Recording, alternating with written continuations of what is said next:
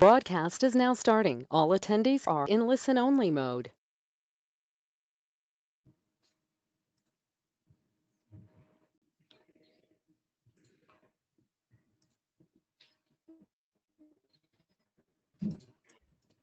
Okay, let's begin, I think. Greetings and good afternoon, everyone. I am Komal Khatri from World Resource Institute India. WRI India is an Indian research to action organization. We work to accelerate India's development. On behalf of WRI India, it is my pleasure to welcome you all to the webinar, Transport Sector Stakeholder Consultation Session 1. Just a few instructions before we begin. All the attendees will remain in listen-only mode. However, please use the questions pane on the panel to your right to post questions during the webinar. We'll try to take up the questions in the discussion session. The webinar is being recorded and will be made available to all participants. Also, there will be a survey at the end. It'll be great if you could all engage and answer the survey. So today, we have an esteemed panel of speakers who will discuss about the opportunities for transformative climate action in transport sector in India.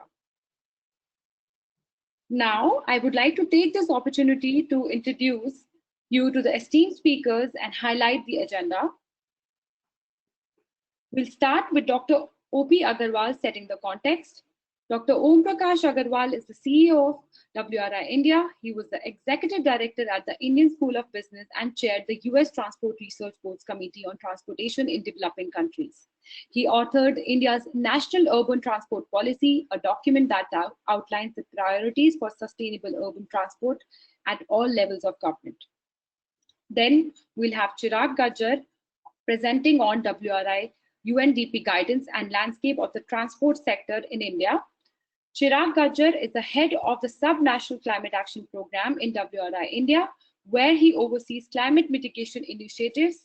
He's an expert in GHG accounting and inventory and has worked extensively on carbon market projects under various mechanisms. Followed by R.R. Rashmi, who will highlight the challenges and opportunities in decarbonization of the transport sector. R.R. Rashmi is a distinguished fellow and program director of Earth Science and Climate Change at TERI. He was India's principal negotiator for climate change negotiations under the UNFCCC and has contributed to climate change policy making in India before and after the Paris Agreement. And then Anumita Roy Chaudhary will take us through transitions in different subsectors of transportation in India. Anumita Roy Chaudhary is Executive Director, Research and Advocacy and Head of the Air Pollution and Clean Transportation Program at the Center for Science and Environment. She has campaigned for clean air and public health and has done extensive research on these topics. She co-authored the book Slow Murder, The Deadly Story of Vehicular Pollution in India in 1996 that catalyzed the Clean Air campaign in CSA. Holger Dachmann and Sashi Marma will share lessons learned and articulating options for adopting sustainable transport solution in NDCs. Holger Dachmann, he's the founder and CEO of Sustain 2030, working as an independent consultant for strategic and technical advice for a variety of organizations such as the German Technical Corporation, the Department for International Development, KfW, the World Bank, the Volvo Research Foundation. He's one of the co-founders of the Partnership on Sustainable Low Carbon Transport. Shashi Verma is the Director of Strategy and Chief Technology Officer at Transport for London. He's responsible for operation of Transport for London's revenue collection system. He's responsible for the Oyster Card, the largest smart card-based ticketing system in the world, and advising the Mayor of London on fares and ticketing policy. And then we'll have open discussions and we'll conclude the webinar. Now, I would like to invite Dr. O.P. Agarwal from WRI India to set the context and open the webinar. Over to you, O.P.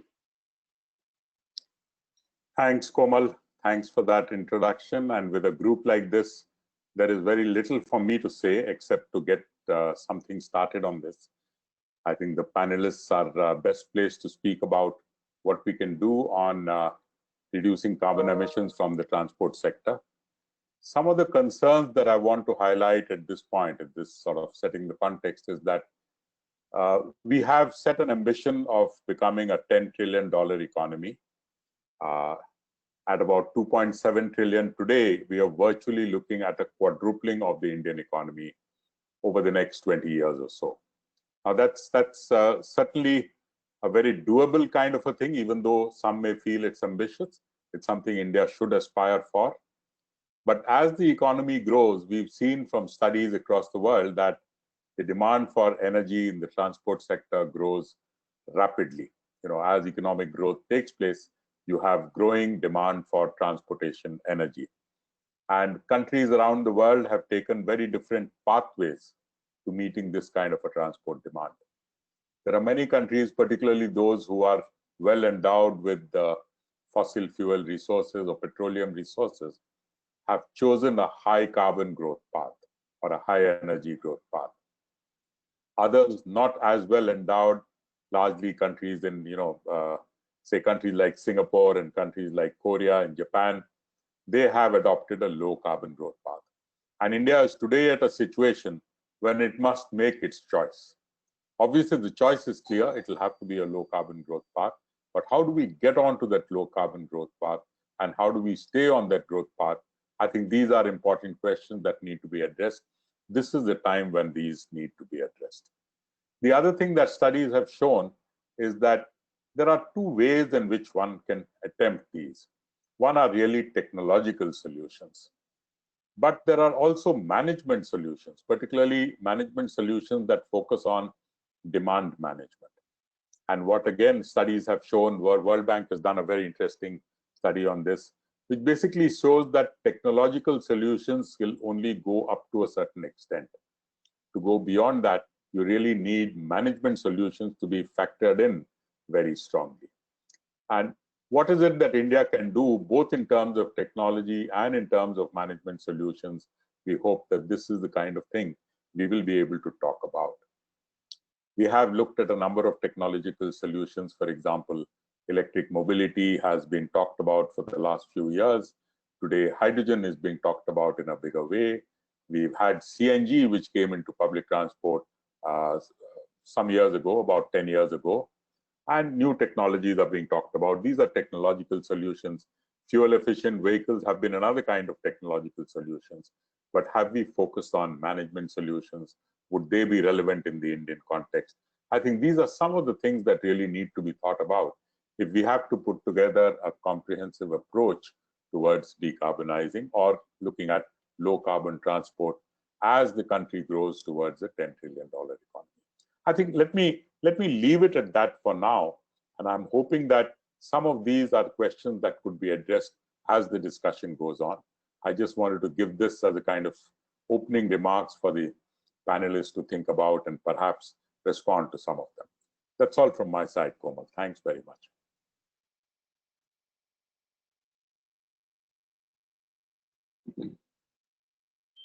We'll have Chirag now. Thank you so much, Opi sir. I hope I am audible. I am keeping my video off because I have a very patchy network. So do let me know in case if you're not able to hear me. But thank you so much, everyone. It's a pleasure to host such a fantastic panel on the topic, which is looking at opportunities for transformative climate action in the transport sector. Now, this is a set of consultations that WRI is initiating over the next 1 month. This is the first session that we have. The second session that we'll be looking at is on the 10th of September, which is looking at the decarbonization of the urban transport. The third session will be hosted on the 24th of September, which looks at the decarbonization of the freight transport in India. The idea for us is to gather information around the sustainable low carbon transformative solutions that can be adopted as part of the transport sector in India, which will fit into a small report that we will make publicly available post the consultations are over. Post that, we'll also be taking up a separate initiative to work on some of the solutions that we've identified as part of the consultation process, and also try and engage with various other stakeholders who are working in this space. For example, Niti Aayog, who has recently initiated the NDC Transport Initiative in Asia. Moving on, let me start by highlighting India's challenges. Well, there are plenty of challenges that we can highlight for India, and I want to focus on three particular challenges. We can understand that India is growing, it's urbanizing. You'll see in the next slide that uh, uh, as we grow, our urban population is growing almost 3% every year in the last 2 decades, and overall population growth was just 2%. So the urban population growth has outpaced the overall population. Um, Now, cities in India are referred to as the engines of the economic growth and also elsewhere, but we face the resource constraints. We host 18% of the world's population, but we have only 2.5% of the world's landmass, 1% of the world's freshwater. So we have resources that are limited in supply. Third is the energy. Over 200 million people in India have unreliable access to energy, and that makes our challenge even more apparent. The energy is also an important component for the transport sector, so we have to work towards making solutions more sustainable. It also exposes us to the imports or imports and it's more vulnerable if the international oil prices fluctuates. The third is directly, which is related to the cities, which is the air quality in cities. 14 most polluted cities in the world are India. We account for nearly 34% of premature deaths that are caused by the air pollution globally every year.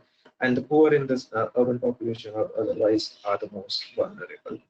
So you see, despite having only 30% of the urban population in India, the cities contribute to nearly 62 to 63% of India's GDP.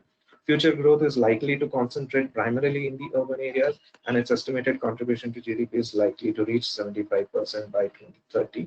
Hence, anything that constrains the smooth functioning of cities has the potential to constrain India's economic growth as well. Now, in this slide, as you can see, there are various elements as part of the transport sector in India. We have highways, we have ports, railways, urban transport, inland water transport, rural roads, multimodal networks as well. So India's transport network, we can say, is one of the most extensive in the world. Private sector in recent years has emerged as a key player in development of road infrastructure in India. It has also increased the industrial, due to the increased industrial activities, along with increasing number of 2 and 4-wheelers have supported the growth in road transport and infrastructure projects as well. Earlier in May 2020, the government of India, through Ministry of Road Transport and Highways, announced that they are setting a target of constructing roads worth rupees 15 lakh crore. That is equivalent to $212 billion in the next 2 years. In the next slide, we look at the transport sector in numbers. So in India, the road network, India has the second largest road network in the world that nearly accounts for 6 million kilometers of road. 0.6 million kilometers of road, or 5.89 lakhs roughly. We have 253 million registered vehicles as of 2017. The transport sector, particularly the mechanized transport, employs roughly 6 million people in the country. If we add non-mechanized transport, Indian Railways, and some of the other components of the transport sector, the employment stands roughly nearly 20 million. Freight movement, we had nearly 2,200 billion tons of kilometers of freight movement in the country as of 2017, and 17,832 billion passenger kilometers. The growth in the vehicles, we've seen 10.1% of CAGR between 2007 and 17. So as you can see by these numbers, the transport sector plays a huge role in our day-to-day life, will continue to play a huge role, and will have a significant impact in our lives as well. In the next slide, we will see the emission profile of India's transport sector. So India's transport sector emissions, on the left-hand side, you can see that India's transport sector emissions stood at 0.25 gigatons, or 250,000 tons of CO2 in 2015. Between 2005 and 15, the absolute emissions from transport sector have more than doubled, and this growth is largely driven by the road transport. The growth in the road transport emission is also largely driven by the private growth in the private motorization for passenger transport, as well as freight transport activity that you can see in the chart, which is on the right side. So now let's discuss about in the next slide why transport matters. We've obviously seen the impact that the transport sector has on our lives. So let's look a bit deeper in the next slide on why transport matters. So demand for transport is increasing alongside the GDP growth, population growth, and urbanization. Phil, can I request you to go to the next slide, please?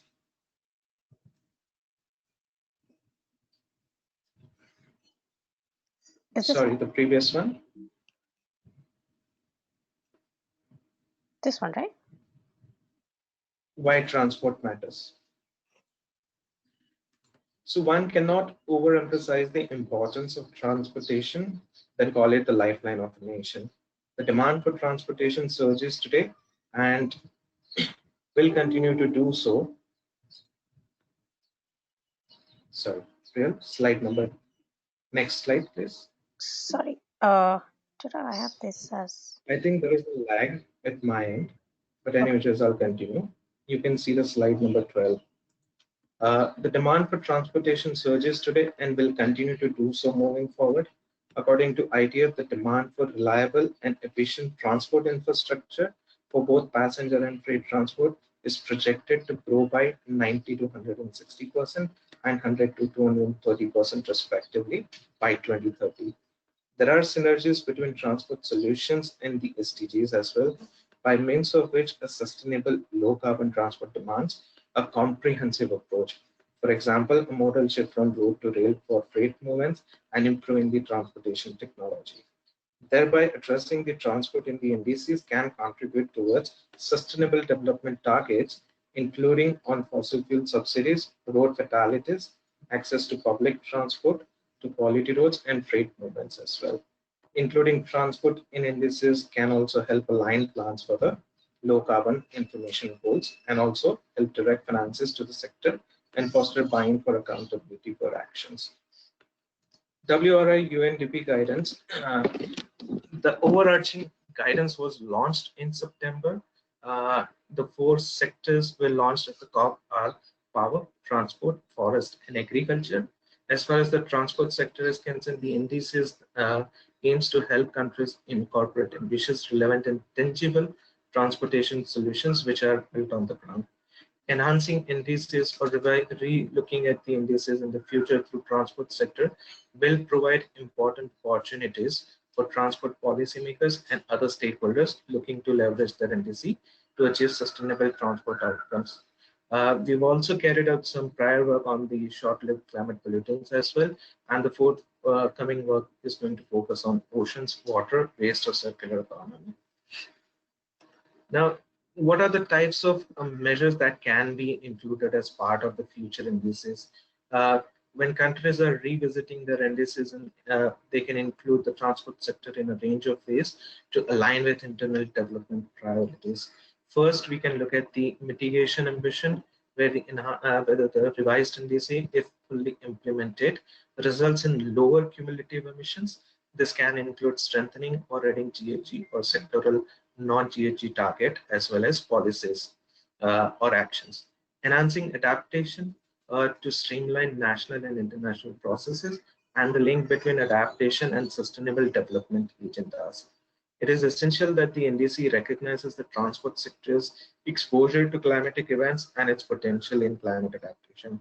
We've seen the disruption of the transport infrastructure in some of the climatic extreme weather events such as typhoon or tornadoes and so on and so forth, or heavy rainfalls, which disrupts the road infrastructure as well, making the transportation services less accessible to the people. In terms of implementation, the measures that strengthen the delivery on existing commitments and also address the existing barriers would need to be focused on or can be focused on. It's also important to enable stakeholders to understand the context and thereby enabling stakeholders to better understand and the revision clarity and transparency of the indices. So it's important to also look at from the communication point of view as well. These elements of NDC in our revision are not mutually exclusive and can use more than one of these methods in revising future NDCs as well. Now, transport in the next slide, we'll see that we've also looked at what type of policies are being included in the transport in the current NDCs. So countries included variety of targets, policies, measures in the first round. Most NDCs acknowledge the important relationship between transport and climate, but few include concrete quantitative targets to address it. Continuing in the next slide, you will see that the existing gaps within the indices. This figures basically represents the disparity within the indices when it comes to addressing the passenger transport and freight transport. Although the freight transport accounts for nearly 40% of the transport emissions, it was largely absent in a majority of the indices.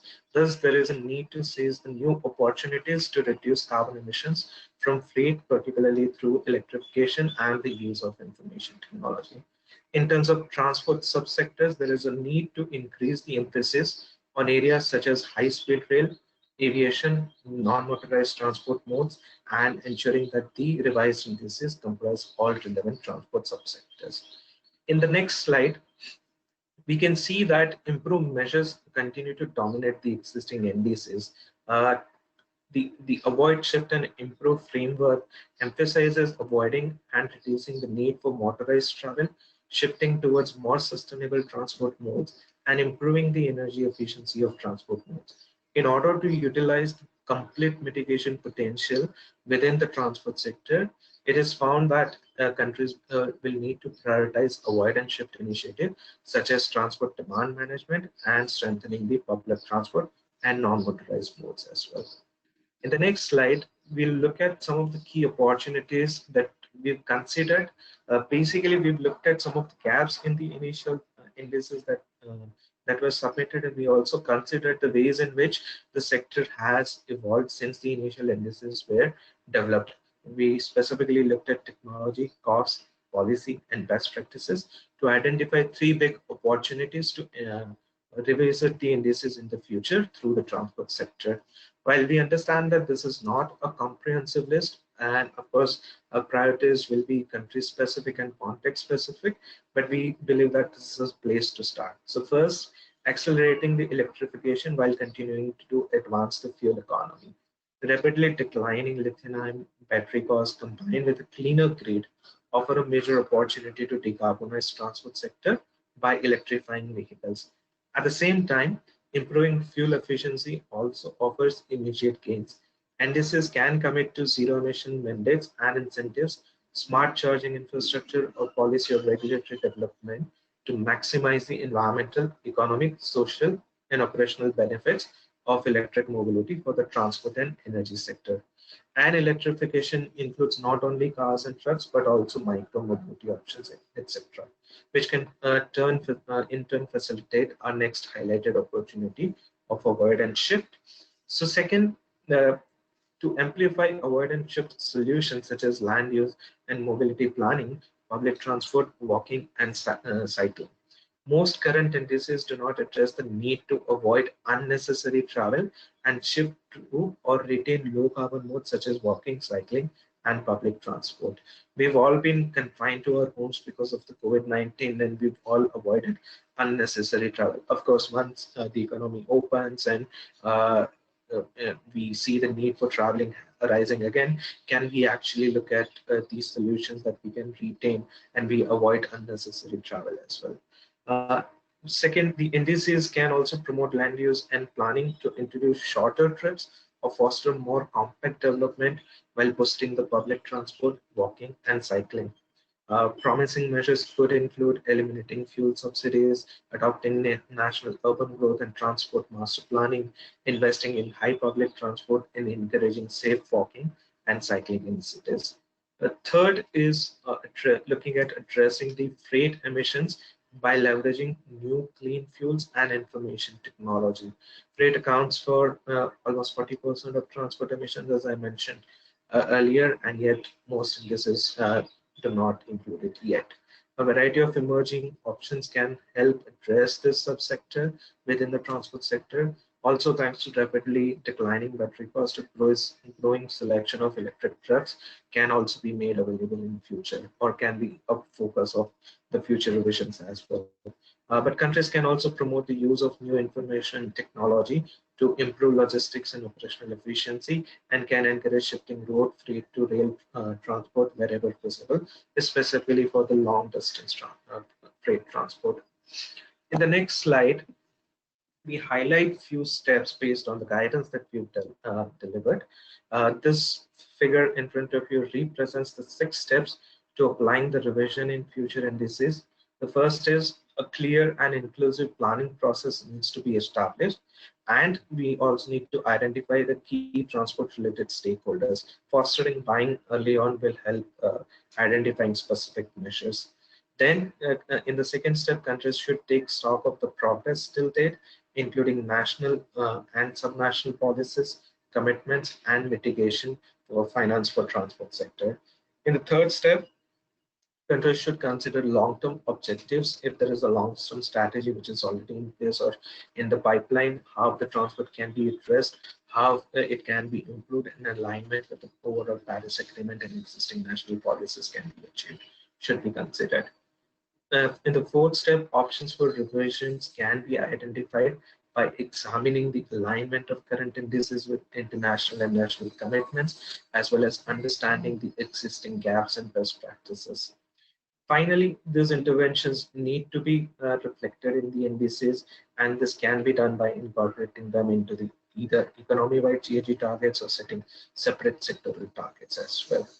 Finally, in the last slide, I would like to lay out a few discussion points for our panelists to sort of ponder on, and also for our participants to provide their inputs upon. Thank you so much.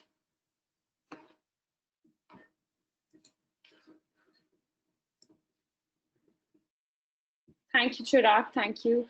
We'll have Ara Rashmi present now.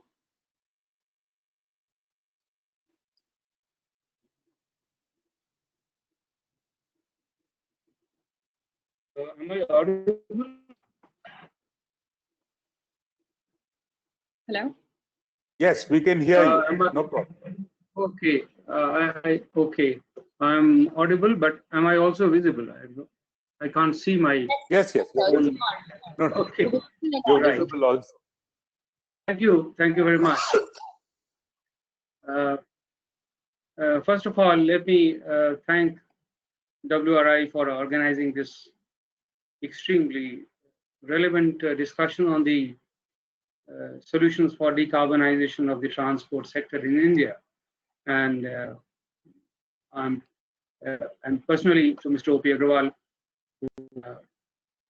who made it possible for me to be a part of this. Thank you. And has an overview of the issues in this sector. Let me make 4 basic points as far as the transport policy, its impact on the emissions, and possible solutions in India are concerned. Now, as you all are aware, that the NDCs of India talk of reducing the emissions intensity at the national level, which means economy-wide level. It doesn't talk of any particular sector, but transport is a very critical sector. The large part of the NDCs in India look at the solutions in the energy sector. They are attempting to bring about an energy transformation or energy transition. Transport sector plays an indirect role there. So the first thing which we need to note is that transport is not directly on the radar of the government of India for the moment, as far as the emissions reduction or emissions intensity reduction policies are concerned. But transport does play an important part, and I think it is being increasingly realized that if we don't do anything in the transport sector, we are going to hit the wall very soon. Because only on the basis of energy efficiency in the power sector, we are not going to go beyond a certain point in terms of emissions intensity reduction. The second point that is important and relevant is that the transport emissions in India are currently around 10%. The last biennial update report, which Government of India put out in the public domain in 2018, based on 2014 data, said that the transport emissions, which are a part of the energy, overall energy-related emissions, constitute almost 13% of the energy emissions and 10% of the overall economy level. But the most startling, or rather striking point about India's emissions in the transport sector is that while the rest of the world, the transport emissions are declining or at least stabilizing, the growth is not more than 2% or in the range of 2%. In India, it has been one of the fastest growing transport sectors in all the G20 countries. There is a report put out, Brown to Green report put out every year by the Climate Transparency. They have in the fastest growing G20 country, at least in the transport sector. So the transport emissions are going to grow in India phenomenally. In fact, one of those which we have carried out in is by 2050, if at the current rate of we don't do anything on the policy front, the emissions in the transport sector are going to grow from 250 million to 1,500 million tons of emissions by 2050. So the jump is going to be extremely huge, and this is going to affect our goal of emissions intensity reduction substantially by 2030. So what is it that we can do? Again, we have worked together with various institutions that are almost group institutions, and we focused on 5 strategies you can do, and many of you must be aware of that. One is that the electrification of road and rail is the increase of fuel, ethanol,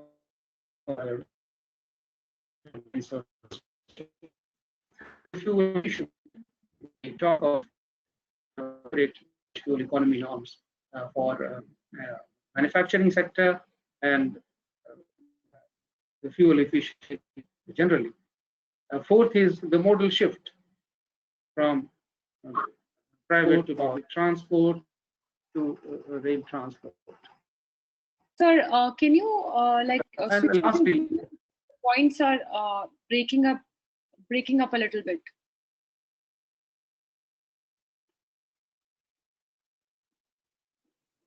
Is my voice clearer now?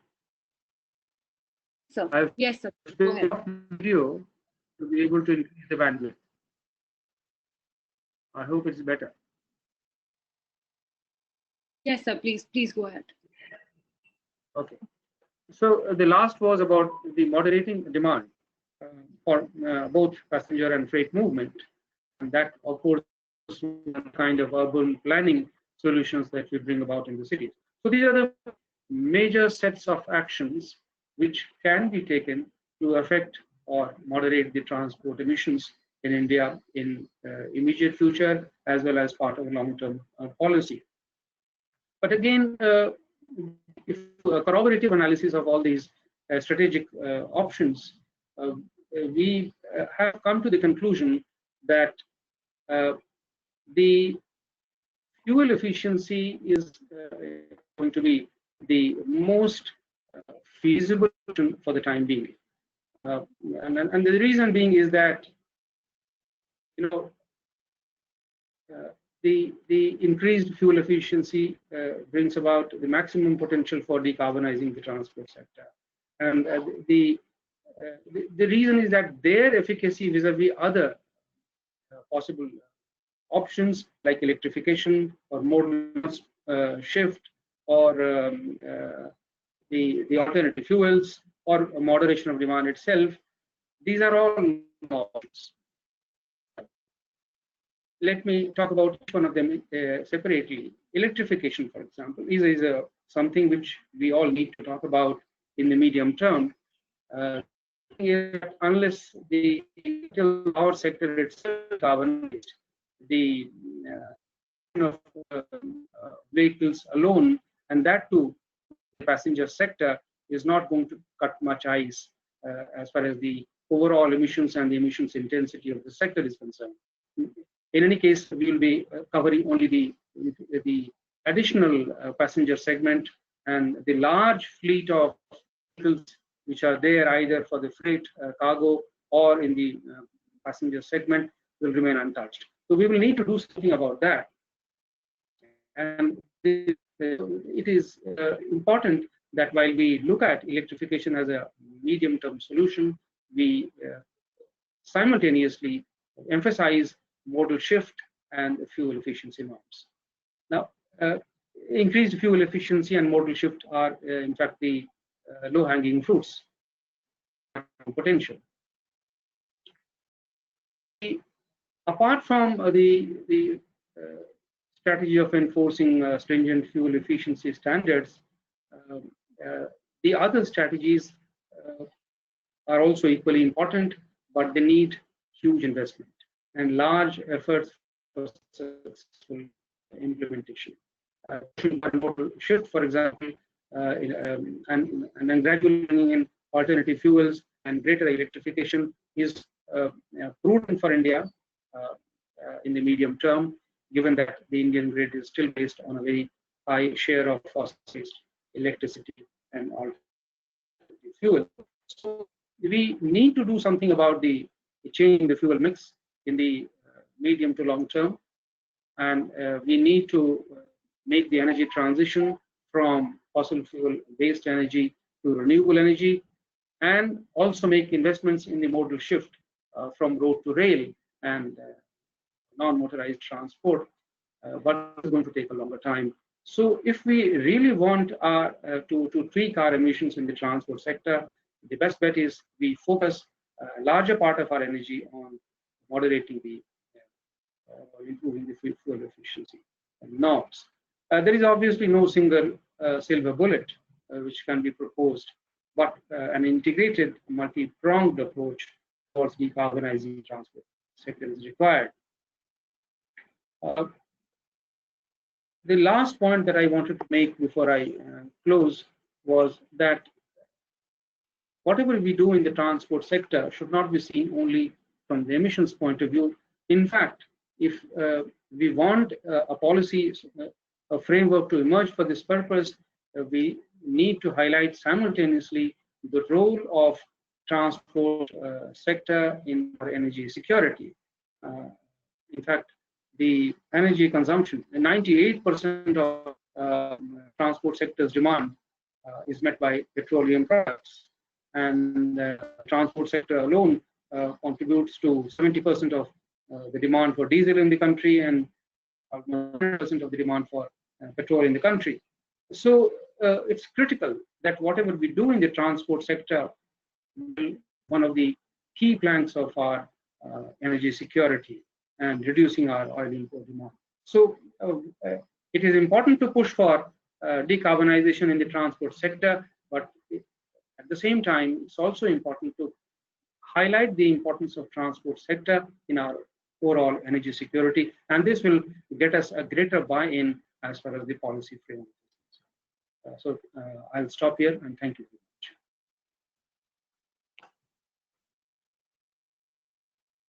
Thank you so much, sir. Thank you so much for highlighting the challenges and opportunities, and your points were really amazing. I would like to invite Anumita Roy Chaudhary to take us through the transitions in different subsectors of transportation in India. Right. Thank you so much.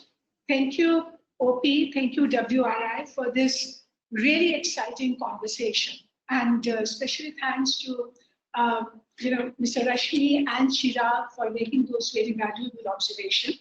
And you have already touched upon the context and the challenges and the solutions. So within that, let me just share some out-of-the-box issues with you. So in this context, where I would really like to begin, so we know that NGC has certainly set, we all know that this whole target of 30 to 35% reduction in energy intensity of GDP by 2030. So that's overall. But what is interesting that even now when we are reporting on our NDC targets, I mean, it is actually being said that India is doing good, may even overreach its target, and so forth. Now, the question for us is that to what extent the NGC target, and if we have to translate that target in achieving the same target within the transportation sector, how would that drive domestic ambition? Because the reason why I'm saying this, we are not getting into the international ambition level at this moment, keeping in view the 1.5 degree target that the world has to meet.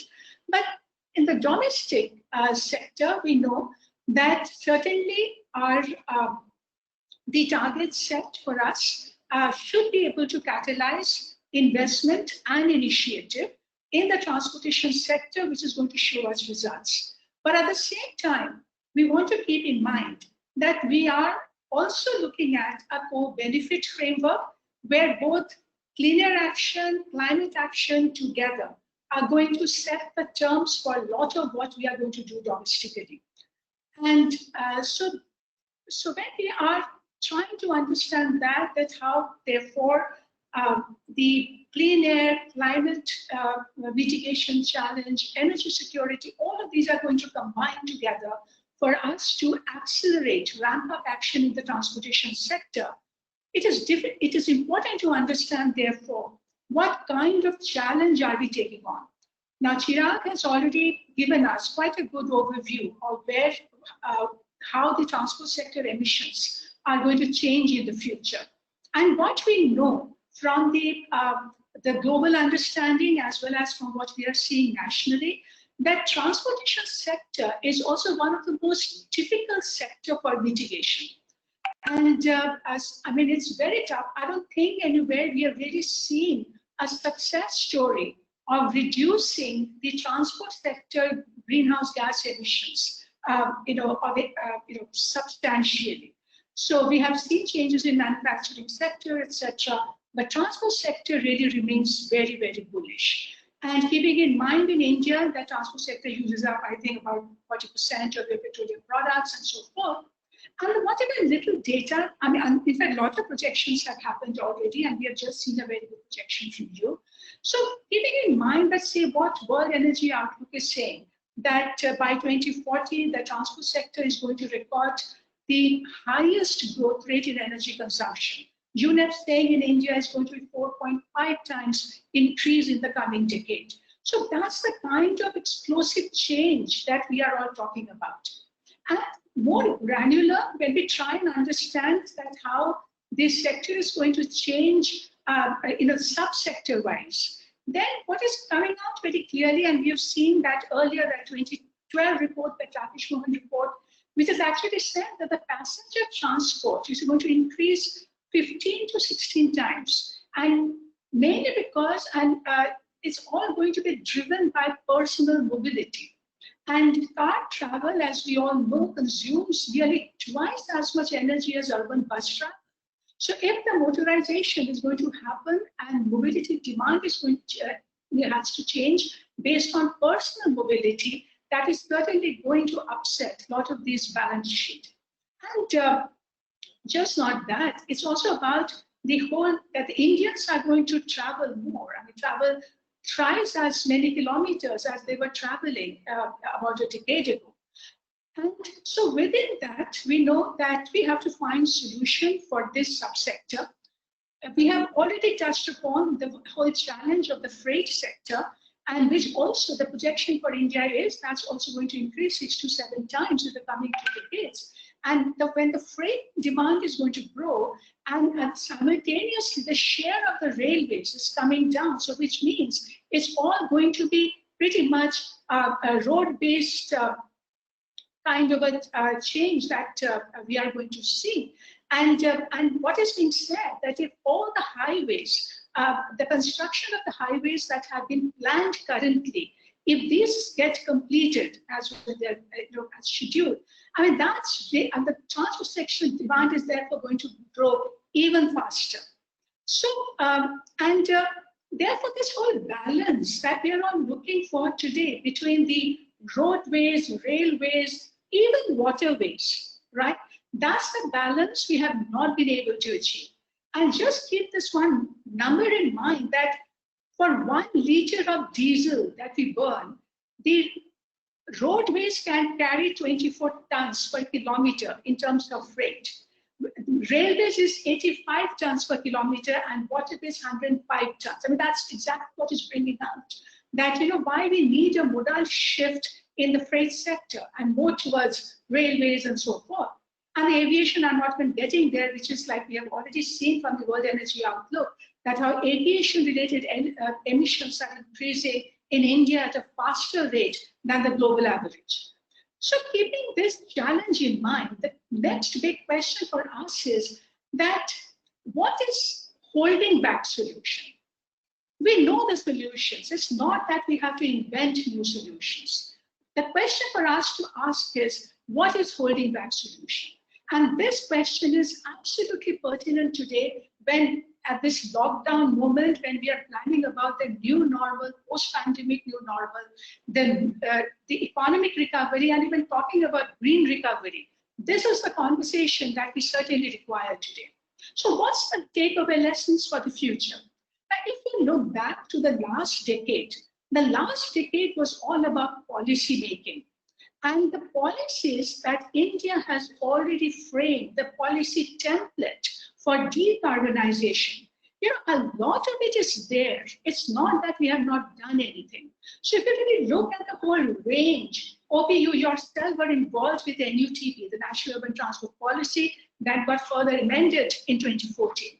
We have the National Habitat Standards that also came out of India's Climate Action Plan. The transit-oriented development policy, all the benchmarks, the SLBs, even the state level climate action plans and cleaner action plans have been framed. Even in some cities, master plans have been revised based on many of the principles of sustainable mobility. City mobility plans are there.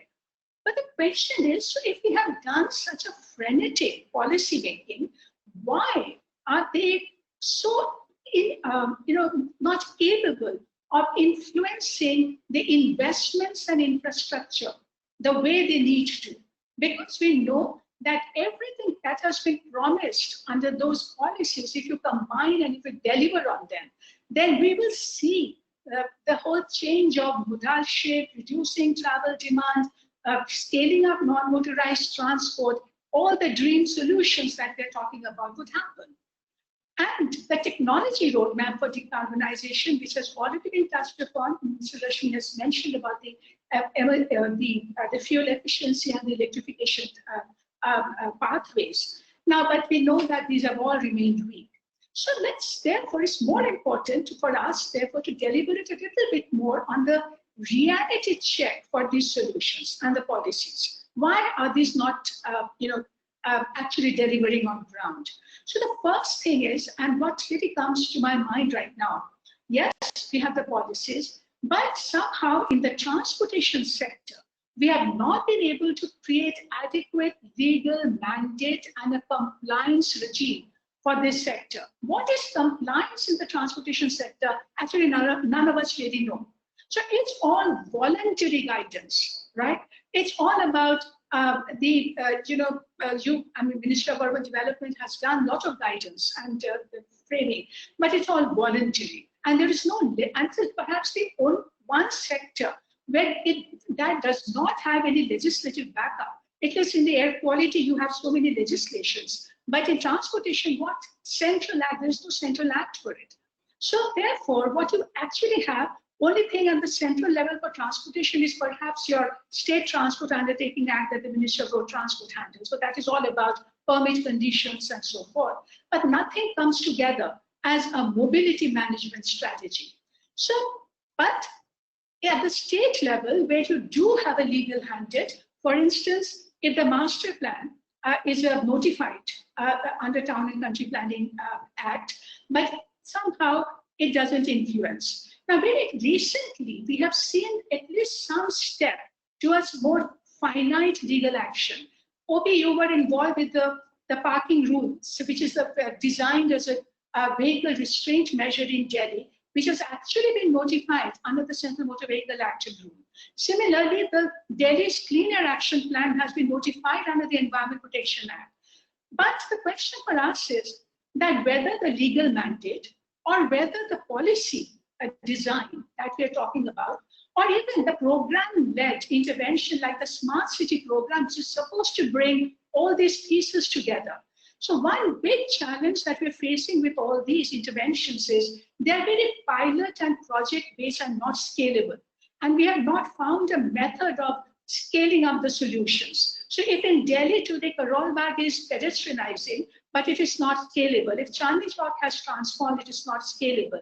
And even to maintain the rigor of this intervention is coming out to be a challenge because of the resistance that also builds up against these projects.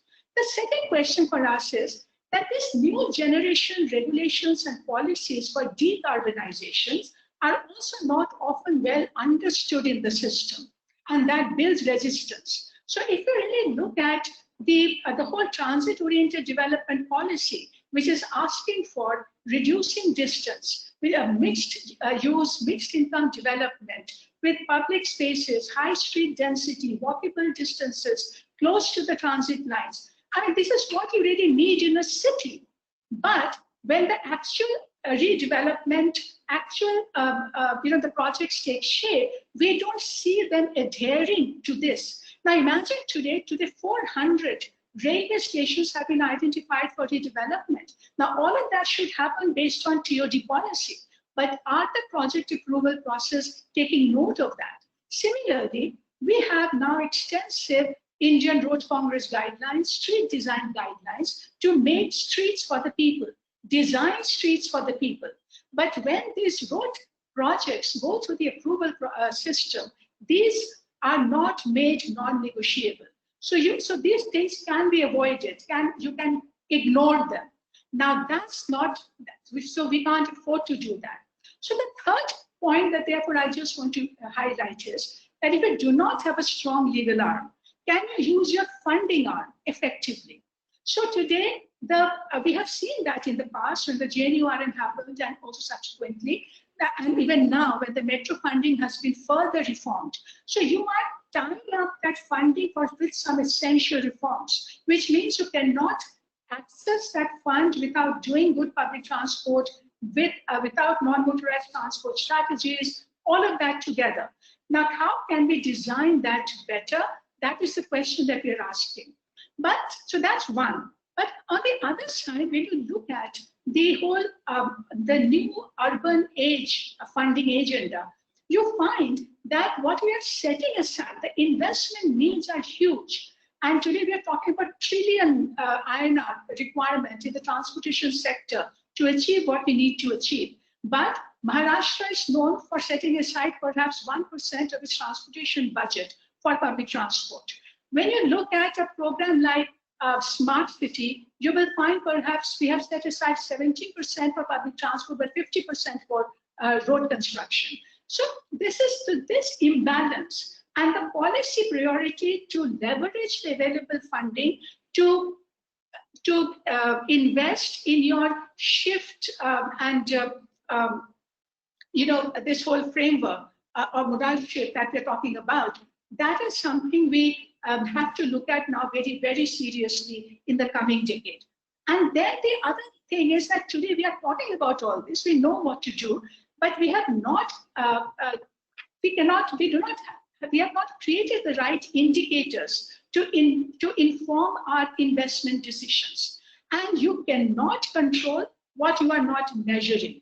So in the transportation sector, when you are talking about modal shift, you are talking about vehicle restraint measures, but there is no method protocol in the system today to even monitor the average trip distance, trip generation, average distances, modal share in the city.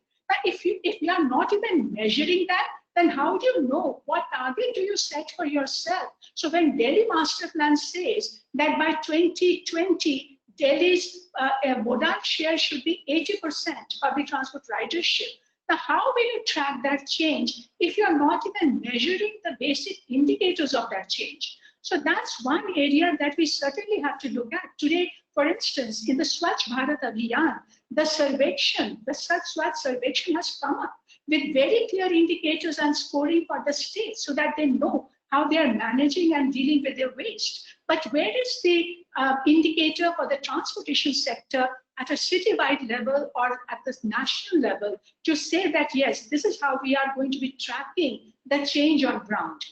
And the final point is that that if you look at the technology agenda for decarbonization, and which is fuel efficiency approach and also electrification approach. Now, we know that India, when it started crafting its fuel economy standards, we had an enormous opportunity because the average fuel economy of our fleet was actually pretty good compared to the developed world, given the domination of small cars in our fleet, of the small vehicles in our fleet. But we did not leverage that to set a stringent target to improve fuel efficiency standards. So in 2023, when we are going to be meeting a corporate average fleet-wide, corporate average of 113 gram of CO2 per kilometer, Europe will move to 95 and then very quickly to 75. And this is going to create a huge gap in the market and between the major vehicle producing countries. Now, if you do not have a demanding fuel economy target for the sector, whether it's for cars or for the heavy duty vehicles, then it will not require electrification.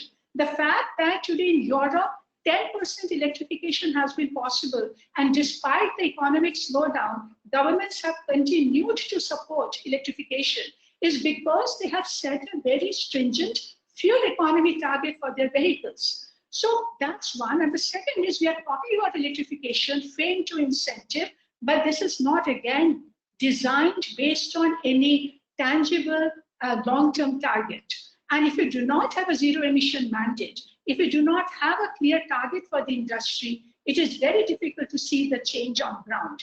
So finally, the point that we are trying to make is that time has come for us to move from policy to practice. And to be able to practice that, we need very firm indicators to work with. And it's just not in the urban transport sector. If we are talking about the across subsectors, whether that's railway, waterway, aviation, but this has not caught public attention yet. And going by the data that Chirag has just presented, that 87% of the problem is road transport, we certainly have to do a lot more there.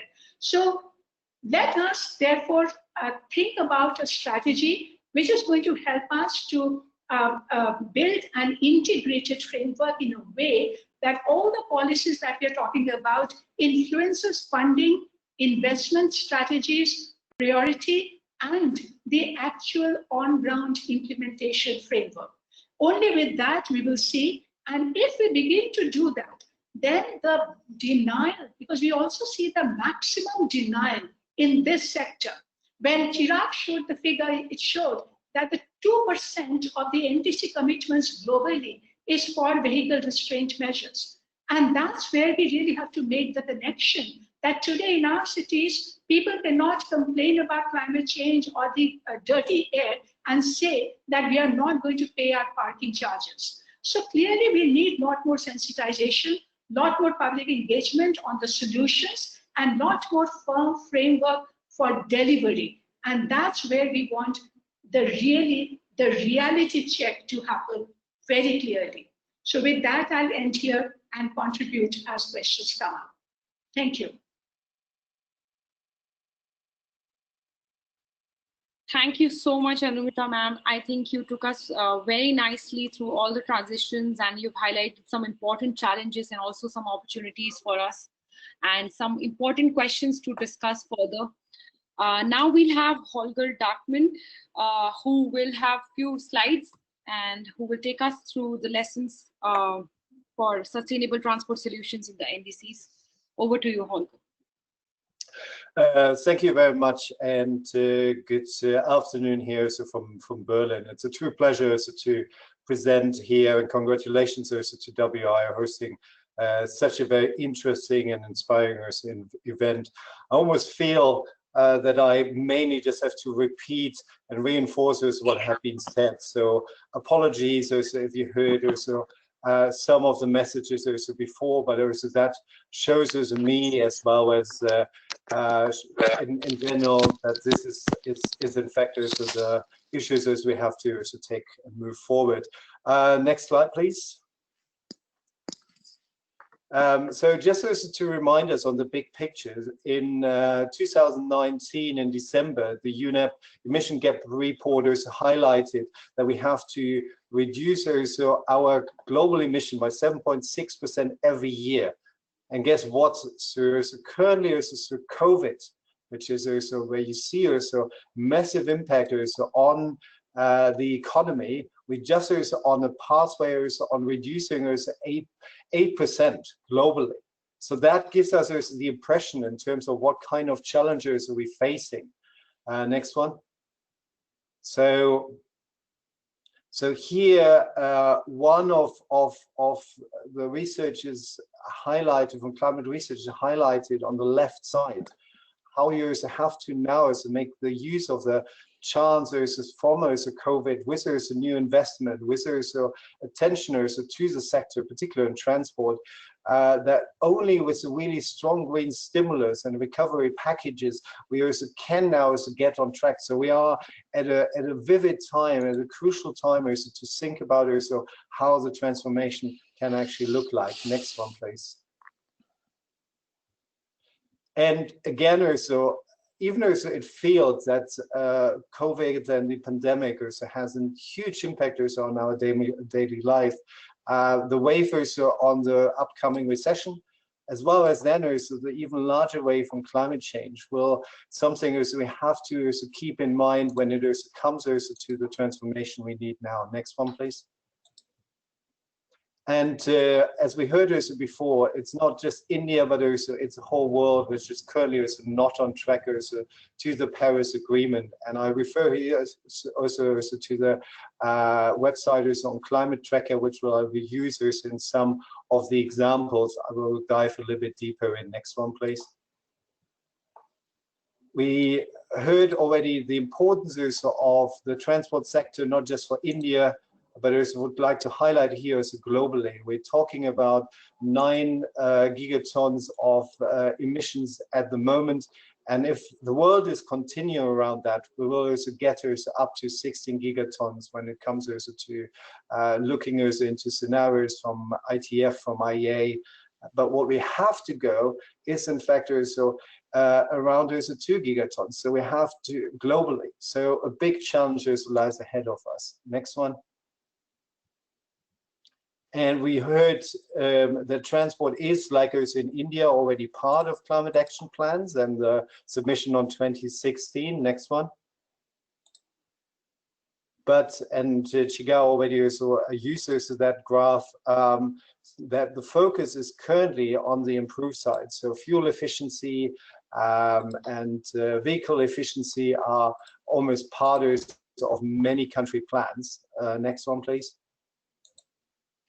However, we have the gap again also highlighting freight, a lot of attention on urban, but less also on the rail side, less on the walking and cycling side. And what is needed, in fact, is if we really also think about also the future of NDCs, it has to be comprehensive. Next one. So are we going to sacrifice our planet to drive fossil fuel cars? As Namita just also highlighted also the importance, particularly in terms of the road transport and the increases also there. Next one. Now coming also to some examples from existing also NDCs and highlighting also some potential lesson learners for India. In the European Union, despite even also the new climate Green Deal, the current measures are insufficient. Next one, please. However, there are some elements which I find is very important. And I think one of that is finding also on the city level, which is crucial, giving also the strong organization as India facing, to look into sustainable mobility plans. So how we can also have efficient city plans linked also to the daily to the investments we needed. And here, so European Union pushes also quite a lot on regional level also to also have that implementation, so that you have the local plan as well as also the investment. And here, while India started already also doing that for a long time, to see also how is the quality, how is it to set, as we heard also before, set also targets for cities to making sure that they are right on track. Next one, please. Another element we heard about, fuel economy standards. Quite common also in Europe already since the 70s. Here, so in that slide we see also including India the different targets. However, we need also to increase them more. So we need to decrease them more. So we have to be even more ambitious to also push also for that. Otherwise, also we will not also be aligned also with the Paris target. Next one. And key element here on setting not just standards on efficiency targets, but also seeing also what is the pathway. And I would argue here that a phase out of fossil fuel vehicles and setting also a clear target as well as setting as a roadmap is crucial. And on that slide you get examples from Norway to Netherlands to Ireland, who already also had regulation and also action plans which are also in that direction. Next one, please. However, when it comes also to electrification, it is important that we also align transport and energy policies. Without also cleaning up also the electricity sector and the energy sector, we will not also achieve any of our targets. We will have a slight impact, but it's important also to think about how that actually can be done when there's moving into legislation also on energy. Next one, please. We haven't talked much about the private sector.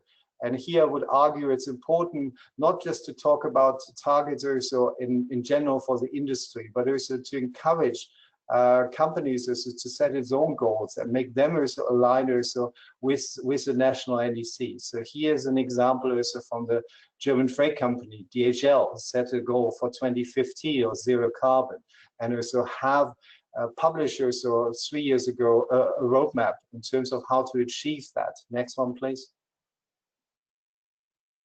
And one part of that was even also because the vehicle industry didn't provide us the right vehicle also for transporting their letters and smaller scale freight and packages. So they also created also their own business in terms of developing also their so-called e-scooter. Next one, please. Like OP and others highlighted, it's not just about looking into the vehicles, not looking just into the shift, but also managing also the demand. And low emission zone together with congestion charging are a vital impact, vital regulation also we have seen also in particular in Europe. And I would argue that in times where we'll have pressures on funding also our public transport systems, the crisis is even more attractive, and to look into regulation as well as income through like congestion charging, allowing us new revenues, and with that also have a holistic strategy. Next one, please. Like to also pay attention also to South Korea as another example. It's one of the top 10 on the highest CO2 emissions. Next one, please. And here, so in the NDC currently, so they focus particularly on extending public transport, which is a crucial element when it comes also to achieve also climate targets as well as sustainability targets in cities. They have quite ambitious emission standards for a long time, as well as also looking into, and there's a push also EVs through EVs and through subsidies on EVs and hybrid. Next one, please. But Seoul is also a brilliant example on the transition, and we heard about before, so the importance of the city and the design of the city. And here are these two pictures in the center of Seoul. You see also the transition of highways to walking and cycling infrastructure. This is just one of 23 projects which were implemented since 10 years ago. So it's also about the quality of life, which is a contributor to a different style and different lifestyle. Next one, please. And finally, I'd like to talk about Morocco. Not so high on the emission, but interestingly here, the government is really also committed on a sectoral transport target. As we heard before, without also measuring, we can't manage. So here they set up an ambitious sectoral transport target by 8.5%, apart from also a global, a national target as well. Next one, please. And I couldn't highlight more the importance of also having a sectoral target, and also to think about how this can be achieved. And here the national government did a really good job in early stages of looking into how we achieve versus these different transport targets, and how what kind of scenarios they are. And based on that, is setting up clear policies and moving us forward. Next one, please. It was highlighted before, and I think we have to stress that often when we talk in transport, we talk about passenger transport. But here Morocco is a good example so to look into the NDC from a freight and logistics perspective, optimizing chains, optimizing load factors, improving also the infrastructure is a crucial part. Despite also having, of course, this public transport and railway solution here as a very attractive mode of transport, but also elements like the renewal taxi fleet, which is a substantial amount of vehicles on the streets of Morocco, are also part of that. Next one, please. So here you see also some of the latest achievements in terms of trains. Next one, please. So coming also to my closing remarks, and here just a quote also from Christiana Figueres in a recent interview, because I think it's important now also to discuss what are the opportunity. So it's not just important to build back, but to build forward. And again, also the opportunity we have now is to link NDCs also with the recovery program. Next one. So as you all know, the COP26 is postponed, which was supposed to be in Glasgow this year, to next year. That also gives countries another little bit of time windows to revise also their report and to revise also their NDC. Next one. I would like to share, so there's just last week was launched a new platform for Redesign 2020 on the UNFCCC website. And here you have a lot of more examples in terms of how countries already starting also to align their recovery programs with also the NDCs. And I think it's an important milestone so we can also move forward with. Next one, please. So, and here just one of many examples also from New Zealand on, for example, here the Auckland transport infrastructure on public transport, walking and cycling. Next one. Another one is which is a part of the platform, but I wanted to share is Germany also had set up a 130 billion COVID-19 recovery program. And the interesting thing was not just also focusing on on the current gaps in terms of providing additional funding also for public transport, but also looking into also the long term, so which is called a future package, which also includes the investment and researchers on hydrogen as an example. Not saying also that this is the ultimate, but giving also the ideas in terms of how to reflect also on recovery packages, not just on a short, but also on the medium and long term. Thank you. Next one, please.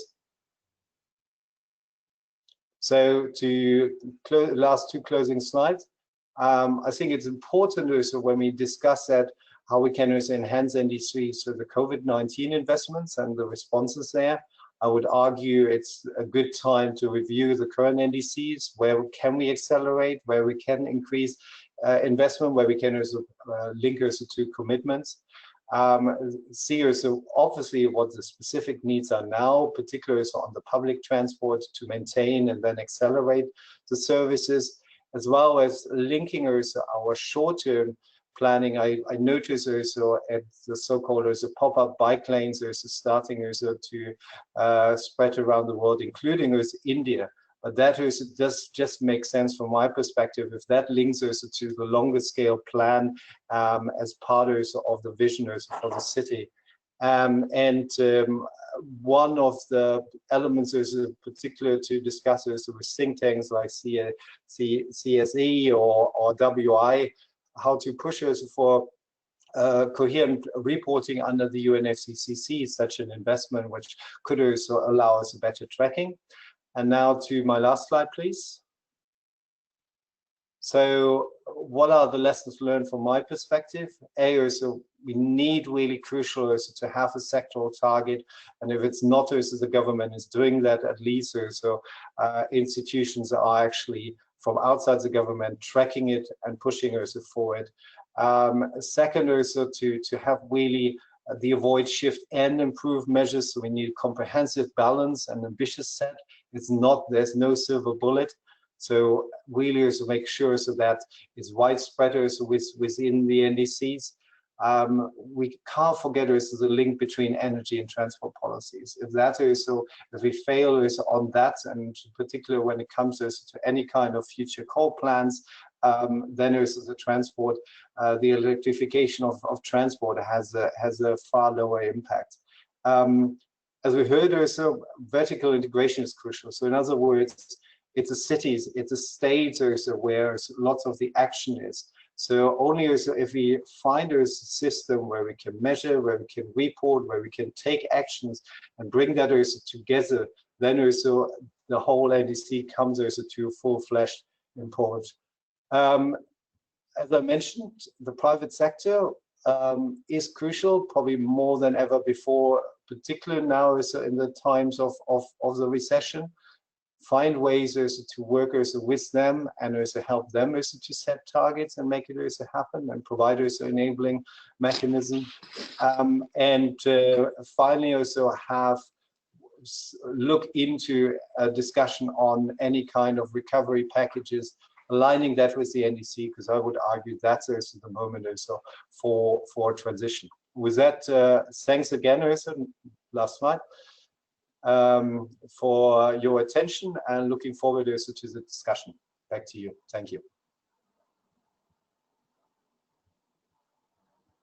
Thank you so much, Holger. So it was really wonderful. Your slides were really insightful, and now I would like to pass on to Shashi Verma, who's going to add on to the same. And over to Mr. Shashi. Thank you, Komal. I hope you can hear me. So I don't have slides, and unfortunately, I can't get my camera on for some reason because I'm working off my phone. Yes, so you have to bear with just listening to me rather than just seeing me as well. Let me lay out the story in the way that we try and tackle this in London, because I think it has some bearing on what India needs to do as well. First thing I would say is that when we think about transport policy, the only aim cannot be climate change. I mean, the transport policy is made in the context of many other factors as well. Climate change is clearly very important, but so is local air quality, which has been a huge issue in London, and a lot of our transport policies in the last few years have been driven by that. as is the issue of health and making sure that the transport system is adding to people's health rather than taking away from it. And many other factors like making sure the city remains productive, the transport remains affordable, and so on and so forth. So I think it's worth keeping in mind that when we say, when we talk about opportunities for climate action, it has to be done in the context of all of these other objectives as well. It can't just become a single issue agenda. The way in which we tackle this in London is that the mayor has a set of integrated strategies, starting with a top-level London plan, which is a spatial development plan.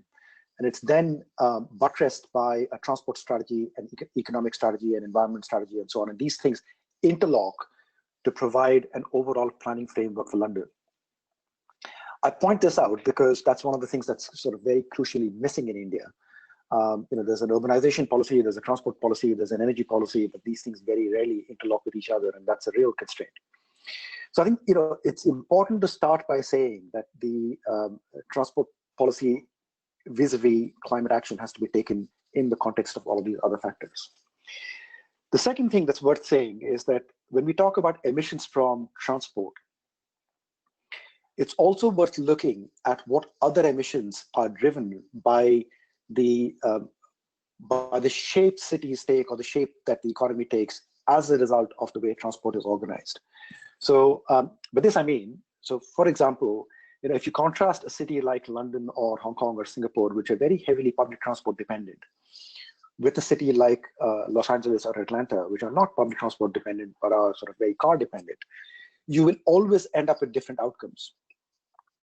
And the reason to make this point forcefully is that in India, where the economy is urbanizing right now, one of the biggest long-term impacts we can create for different trajectories in terms of carbon emissions or indeed of energy use is by making sure that the urban form that India produces is conducive to producing the right outcomes.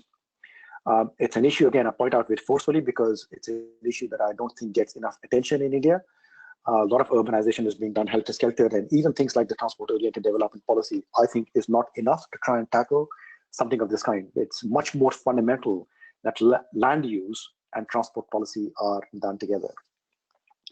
Now, it is something that produces results only over a long period, and I'm well aware of that. And therefore, you also have to look at what shorter-term actions can be taken to try and address this issue. And I won't repeat everything that's been said before because the other speakers have been very comprehensive in touching upon all of these issues. But I just want to boil it down to some very simple factors that we look at in London. So it's very clear that there are two things that are going on.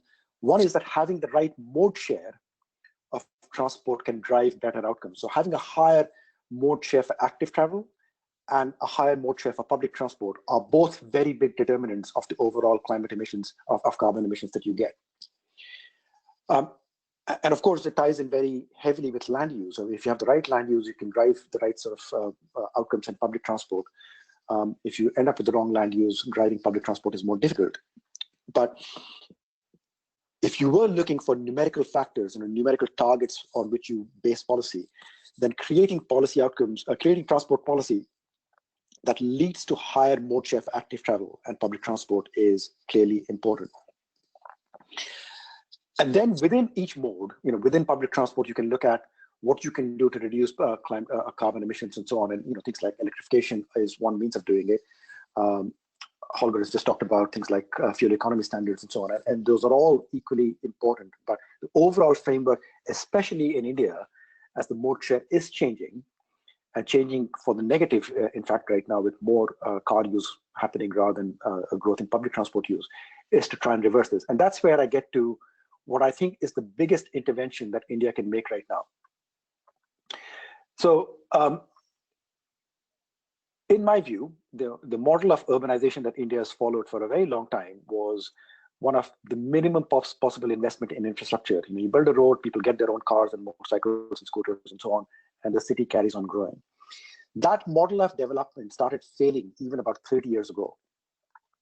And the response in India has been to flip from a car-based or road-based development to say, well, it's still road-based development, but the thing that's been introduced into the mix is that we flipped to the other end and said, we're going to start building metros. And there's nothing wrong with building metros. In fact, it's exactly the right sort of policy that's needed for the long term. It would be even better if the building of metros was also tied in with changes in land use to allow better use of the metros to be made. But there's a big gap between private car and very expensive metro infrastructure. And that gap has to be observed in cities with very high density of rail use. I mean, cities like London or Singapore and Hong Kong, I mean, these are examples that I gave earlier as well. But even if you go to the developing world in terms of things like cities like Mexico City or Sao Paulo and so on, the thing that you find is that despite very high density of metro networks, there are more journeys being made by buses than there are by metros. And in my view, the thing in terms of real serious policy action, the thing that is missing in India is a better policy, or indeed a policy at all, for how to encourage bus use. Given that that's the method of transport that doesn't require a huge amount of upfront capital, and one, it feeds the metro network. So even in cities with a high degree of metro use, the bus network is very critical to driving metro use. But even if it wasn't feeding the metro network, it is the form of public transport that can create the biggest possible impact. Now, unfortunately, the issue with buses is that it's not attractive. It's not it's not quite the sort of eye-catching infrastructure that metros are, and therefore it doesn't get the pride of place. It's also a more difficult problem to solve. It might not sound like it, but it's a more difficult problem to solve, because unlike infrastructure where you throw in money from one end and infrastructure comes out the other end, this is about organizing markets and organizing services in a manner that the public want to buy. Now, that's the reason why, if there was one thing that I would say that India needs to get right, I'm not trying to sort of belittle any of the other points that have been made by other speakers, but if there's one thing that has to be got right to make sure that India follows a different trajectory on carbon emissions, it is getting the bus policy right in India.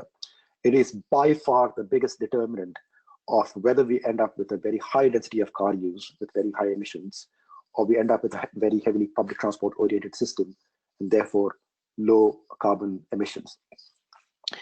I would also say that, starting going back right to my very first point, that the transport policy cannot be made for climate alone.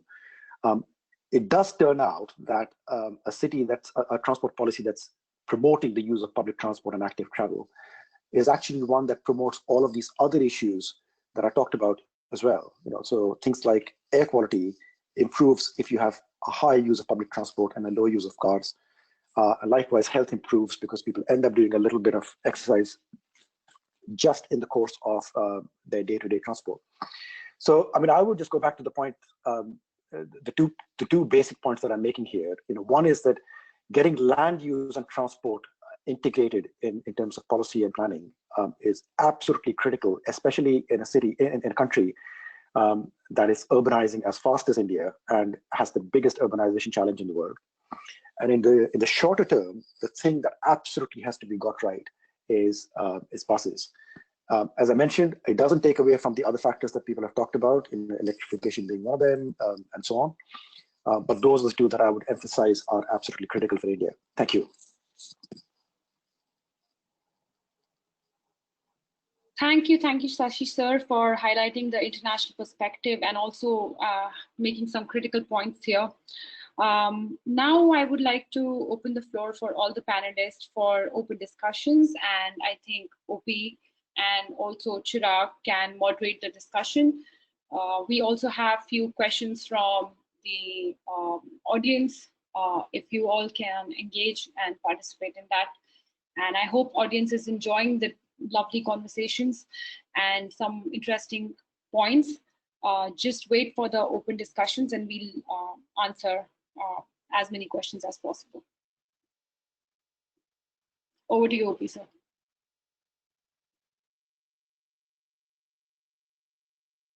Thanks, Komal.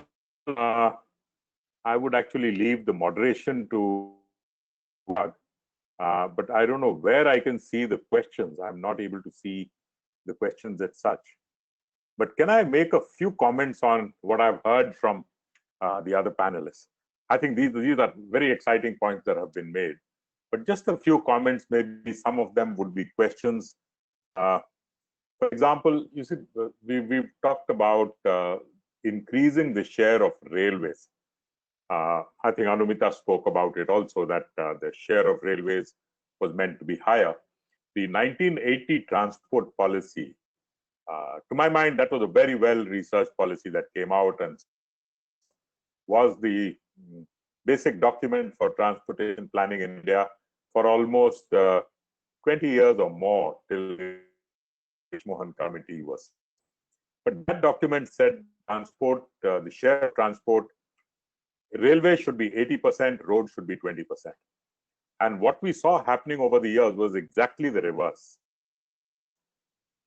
Road transport became about 80% and railways was only about 20%. Where did things go wrong? What happened? I mean, that's one question I keep asking to myself. Is it because the railways functioned too much in isolation, did not integrate with transport? Could that have been one of the reasons? So that's one question I would have. Shashi, I think Shashi made a very masterful point. I completely go with this, that we have completely ignored buses in India. We moved from purely road-based stuff to metros, but forgot what's in the middle of bus systems. And you rightly pointed out the fact that buses are perhaps not attractive. There's some kind of a stigma to them. That's why no one wants to look at buses. I, for one, have been arguing for a long time that in the Indian context, you need to think of something like a premium bus service.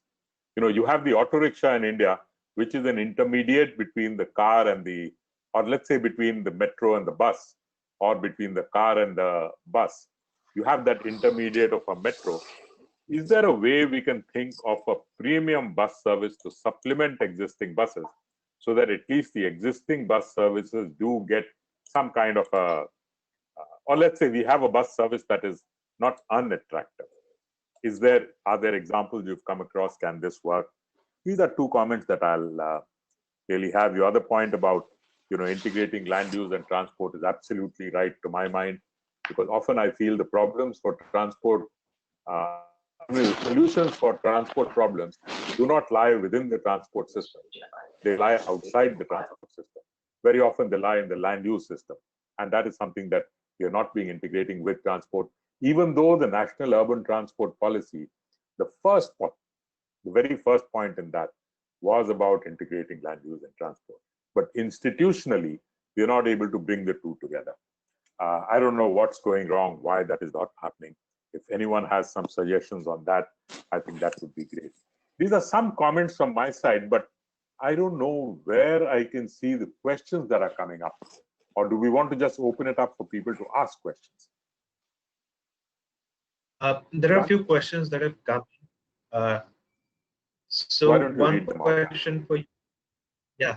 So one question for you, Anumita, is you spoke about the service delivery framework, which is the need of the hour.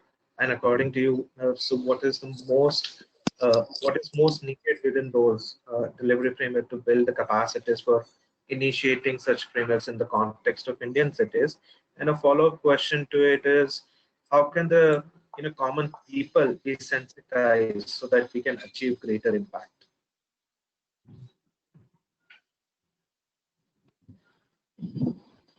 I hope I was audible, Anumita.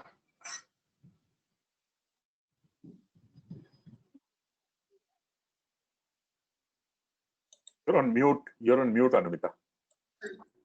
Yeah, I heard a couple of all questions were not clear to me. So is there any particular question you would want me to answer? Yes. So you spoke about the service delivery framework. What is it that is needed to build the capacities for initiating such frameworks in the context of Indian cities?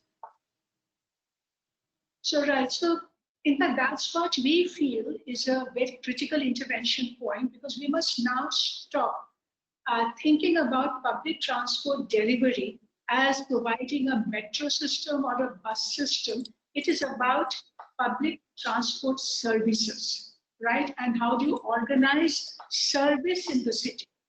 and the most economical, affordable, efficient, modern, attractive way. That has to be the framework. Now, we know that the Ministry of Housing and Urban Affairs, they have come up with the SLBs. They have given the service level benchmark for different public transport systems.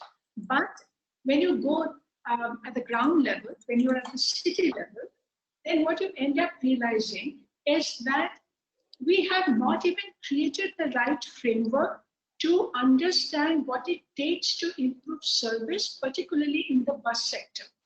And we know that the bus sector has a lot of problems. That's another matter so if you look at the bus transport corporations, there are a lot of fiscal issues, financial issues, they're undergoing, the losses, very low level of technology, operational systems are very poor.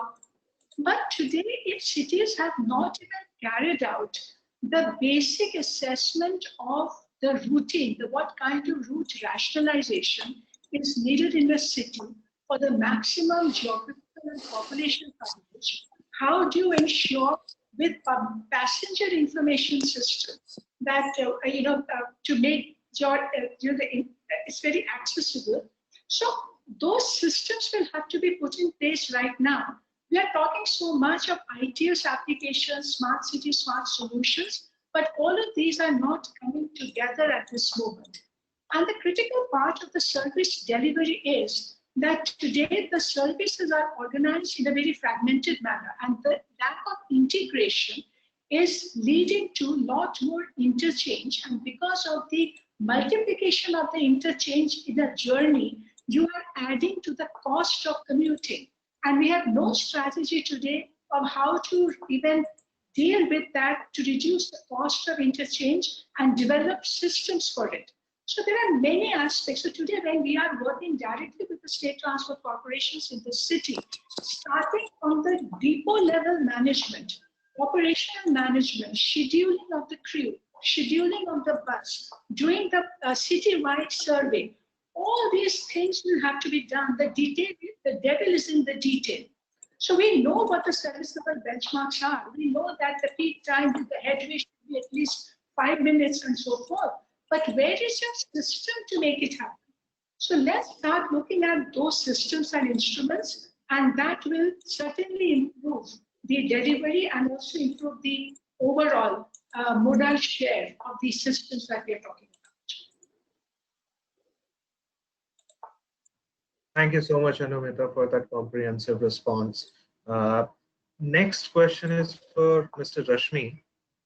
Sir, many studies argue that India's e-mobility transition will not yield sufficient emission reductions owing to insufficient renewable energy grid penetration. Moving forward, how can India's electrification strategies or initiatives like FAME2 be improved to accommodate such views?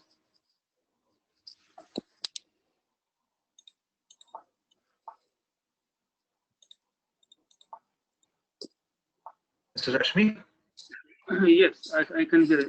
I have heard the question. There is absolutely no doubt that we need to move towards electrification of road transport, both passenger as well as the cargo segment, and more particularly the cargo segment. So FAME is, of course, part of that policy drive, but we also must understand that anything which is built entirely on the financial incentives and supported by the subsidies from the government is not going to be a sustainable solution in the long term. Ultimately, we have to look at the strength of the sector itself and change the manufacturing the technological process and use the appropriate technologies in such a manner that the commercial solutions become affordable. So FAME is actually an incentive intended to drive people towards electric vehicles. But that is obviously not the final solution. The final solution lies in the fact that we need to make a shift in the modal shift in the kind of vehicles that we use in the country. both for passengers as well as cargo. And it is not that there is complete pessimism about electrification of passenger vehicles. The policy is there. Policy may be on hold for some time, and its rollout may take some time. But it is an expensive policy at the moment, and the need to control the financial outgo from the exchequer is important. Comparing it with the overall final outcome that we achieve. So that is a critical question, and ultimately we will have to move towards modal shift and to look at the kind of emission intensity reduction that we can bring about in the transport emissions. So there are much better cost-effective solutions available, and we will have to look at the entire gamut of options.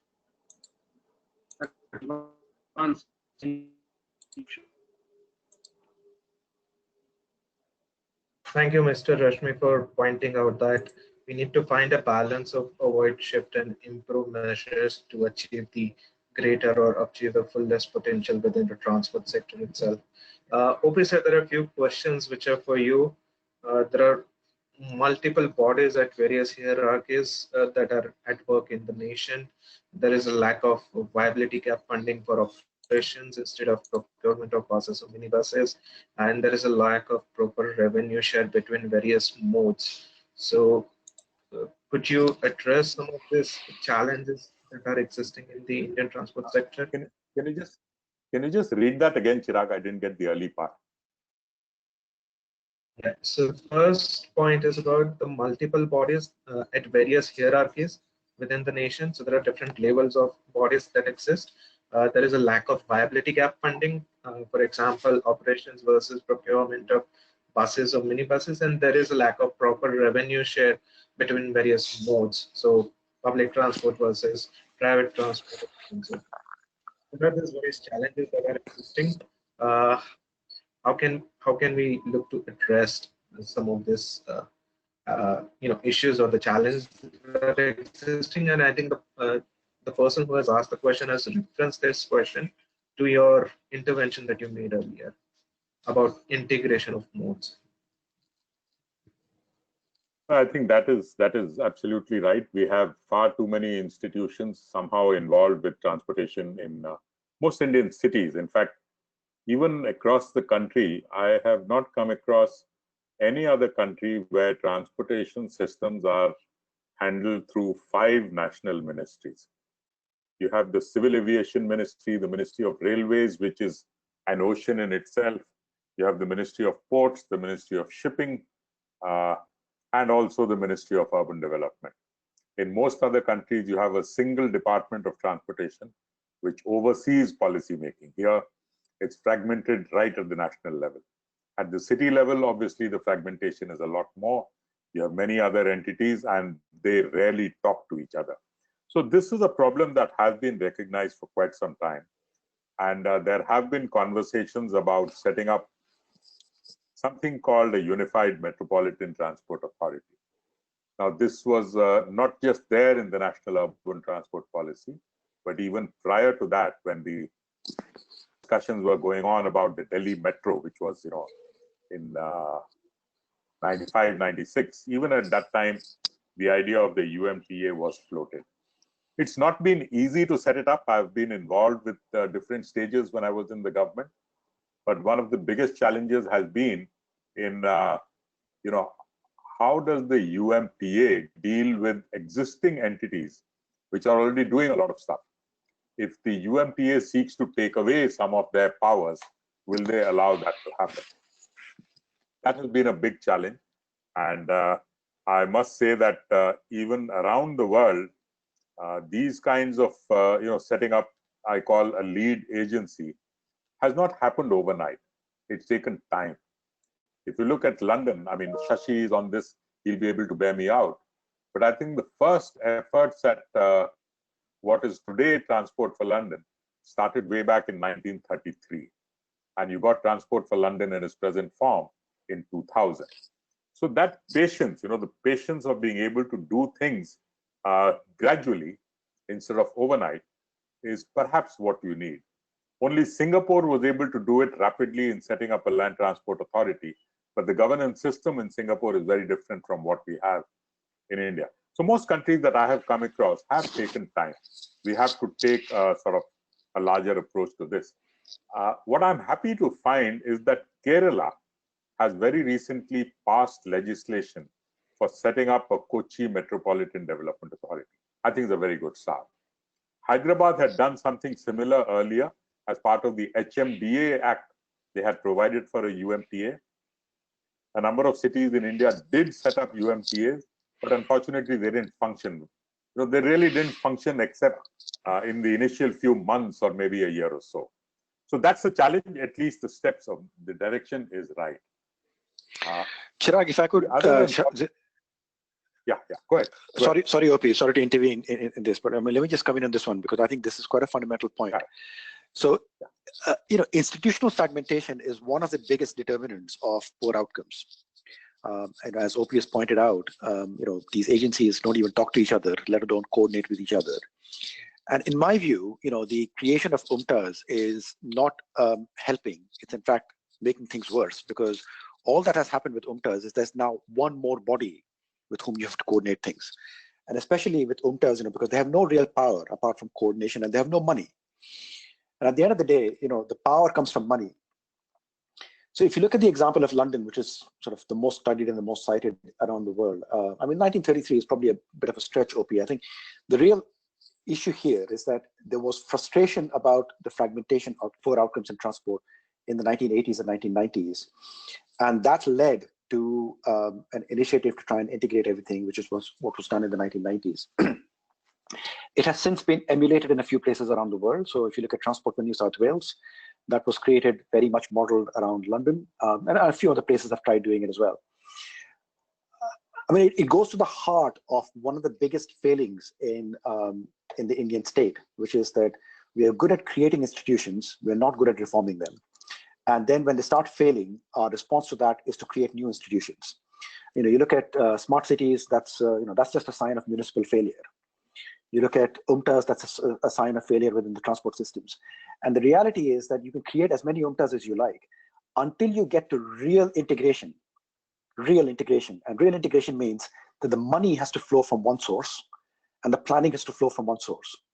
And if you can't get to that gold standard, that the money and the planning is flowing from one source, not from two organizations, then these issues are going to remain quite difficult to solve. And I'll give you a practical example of this. So people talk about the congestion charge in London, again, very well studied. There are many reasons that there are many factors that came together to create the congestion charge in London. But one of the big factors was that we in Transport for London manage the road space, we manage traffic. But we are also one of the most intensive users of the road space with the bus network. As it turns out, buses are not very intensive in using road space, but they're very intensive in the number of people they can move on that road space. And when you bring those two issues about the management of road space and the use of road space together inside one organization, then you can start to look at optimizing that road space. If you try doing the same thing in India, you've got to talk to a bus company. You have to talk to the police who are responsible for traffic management. You have to talk to somebody like the Public Works Department who are there to paint bus lanes and maintain the road space and so on. And I bet you those three people have not sat in the same room together ever. So until you can get to solve that problem, these issues will remain. No, very, very right. Very right. Chirag, over to you. Yeah. I'll have two questions, one for Shashi and then one for Holger. And we are also approaching the scheduled time as well. Shashi, couple of questions for you. I'll merge them. So global figures show that average metro ridership in most cities is way less than the projected figures. What do you feel about the key focus areas that will contribute to increasing the metro ridership in future? And then also about the London's congestion charge planning, curious to know more about the challenges and enabling factors that influenced it. Right, so let me pick the first question first. This idea that global metro ridership is less than forecast is not true. It's definitely not true in London, right? Where it is the case that metro ridership has been lower than forecast, it is because a metro has been built without all the supporting infrastructure that goes with it. This is the point I was making about buses. If you have a dense public transport network, including non-metro, so if you have a dense public transport network that is bus only, and then you're trying to add metros to it, you will get the ridership. If you take advantage of the changes in land use that a metro permits, you will get the ridership. But if you just drop a metro in the median of busy roads and expect that it's going to get used, then unfortunately, that is not going to happen. And that is fundamentally what cities in India have done. Delhi took a long time for the metro ridership to get to where it's today. Frankly, Delhi's metro ridership should be a lot higher than it is. Other cities, Chennai, Bangalore, have all been struggling because all that's happened is one single metro line has been strung along the median of a highway, of a busy road. There's been no change in land use at all. So why would you expect that the metro becomes useful? And this goes to the point that I was making right from the very beginning, that if you are building metros, you're building something that can carry people at densities that is simply not possible by any other means. You have to then allow the city to shape itself around it. Otherwise, you're not going to take advantage of it. So I think that's one big factor. On the congestion charge, as I mentioned, many things have come together to create the congestion charge in London. Politically, it is one of the most difficult things to do. And I don't think we should kid ourselves just as policymakers that just because the policy is right, therefore it is going to get done. It is like a new tax, and no politician likes to put new taxes on, especially one that is as complicated as this and has very direct impacts. If you put a sales tax on, half the time you don't even know what sales tax you're paying. But if you put a congestion charge on, you have very high visibility of what you're paying on a day-to-day basis, and it hits you in the pocket very directly. So, let's not underestimate the political complexity of something like a congestion charge or a road user charge. Right? But equally, it's the job of policymakers and advocates like us to create the political space in which these tough decisions can be made. Right? In my view, again, if you're talking about this in the Indian context, long before you hit the sort of constraints of congestion charge, the thing that you have to solve first is parking. If you cannot solve parking, which is an unsolved problem in India today, then don't dream about bringing congestion charges on. Thank you so much, Shashi. Final question for Holger. You spoke about the fuel economy standard as a tested tool to reduce the transport sector emissions, and that countries are moving towards policy making aimed at phasing out fossil fuels for transportation. What are these strategies that India could replicate or contextualize to its geography, and also how some of the strategies could help it towards improving upon the existing fuel economy standards that the country has? Very good question and very comprehensive. So let me try to highlight three elements of success. One is really a long-term trajectory. So how we also ensure so that we have a long-term target, and also to see also how we are also getting there. So countries like Japan, like Korea, like the European Union, even also the US, had always long-term targets who then also the industry can also respond to. So one is really about getting everybody also together and making sure so that there's a long-term trajectory, which is then also is feasible also for the industry. However, we have seen too often in all the countries around the world, you will never find a willing automobile industry. It's just a miss. So you have to also push. And you have to set also frameworks which will also hurt. So therefore, also go ahead and also do it, and not also trying also to have a long discussion. The automobile industry will deliver because there is interested also in long-term economic benefit and also in profit. And the third, I think, is really where I see also the link also with the electric vehicles is in fact also giving us long-term targets here as well. So Europe doesn't have that, but each individual countries have that. We see that also in China. And if you want to develop also that sector, bring that into account. So I can see that this can actually work in India. And finally, electrification. We always talk just about passenger transport. Let us talk more about two-wheelers, talk about three-wheelers, which are really relevant in India. We talked about buses. Why not an electrification strategy can be also part of a comprehensive revision of the bus system, providing us newer technologies there. Let me also just allow one other comments which I think I haven't heard. We talk a lot about the good things, the walking, the cycling, and so on. But what we can start very easily is actually we can from now to in 10 minutes list the 10 counterproductive policies. The investment in inner urban highways, the investment in large-scale road infrastructure for passenger cars, the investment in highways. These are actually not billions but trillions which are over the time invested. So let's start to look not just into the good things, but also what we actually should not do to really achieve our ambitious targets. Because otherwise, we will always compete with doing good things at the same time as we have seen too much of the investment in the wrong. So here, brown to green investment is absolutely a part of that. And then you suddenly have more money if you stop certain things. Thanks. Thank you so much, Holger. I'm also wary of the time. We've almost run out of the time, and OP sir had to leave because he had another meeting at 4:30. But he conveys his regards and thanks each and every one of you for invite to be part of this webinar. Any parting thoughts? Maybe I'll go one by one. Anumita? No, so I think it's a very good idea that we've had from everyone. So clearly, as I was saying, that now we need to get the template for the implementation right. So, so it's about action now, and sooner we get on and follow the right principles of sustainability, bringing the element of urgency. And right now, when we are talking pandemic, we have to talk about green recovery now, and the leapfrog principle will have to be the defining factor. But as I also said, that the new generation strategies are also extremely complex. These are very design-rich solutions. So for the systems to respond, to be able to implement them effectively and efficiently, we need to build a lot more knowledge in the system and capacity in the system.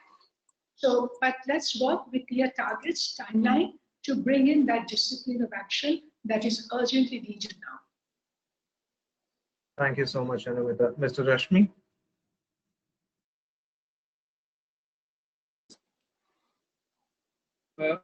As I said, so the key policy consideration that is to drive a change in the transport sector is realization that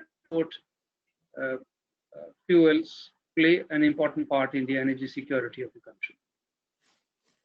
So whatever we must keep this in mind, and I think this is what is going to get us some traction with the government and also the other stakeholders.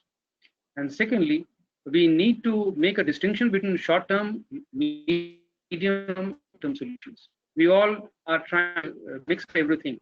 We talk about urban planning, we talk about alternative fuels, we talk about congestion charges, we talk about fuel efficiency. All these have different time spans. We cannot achieve everything within a matter of 5 years.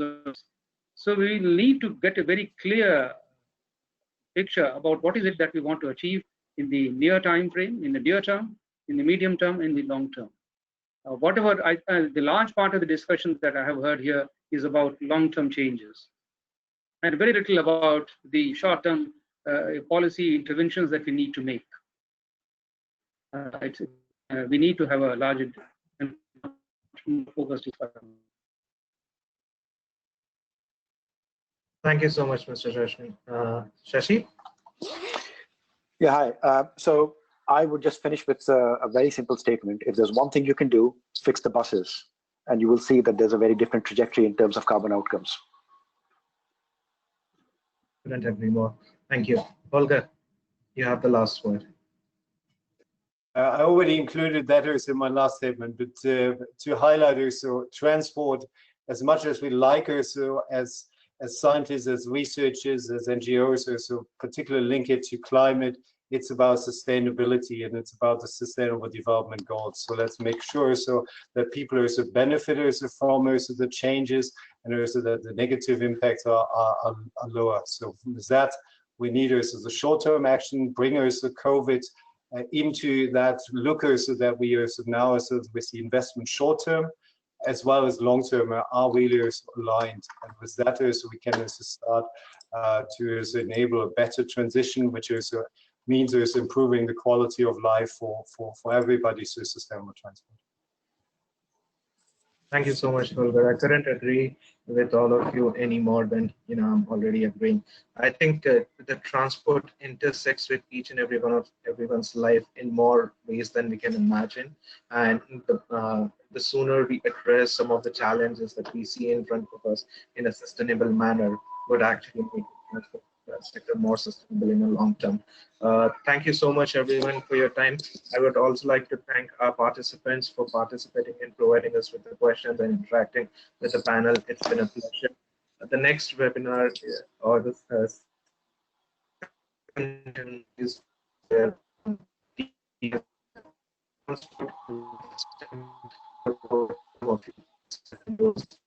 I think Chirag is breaking up.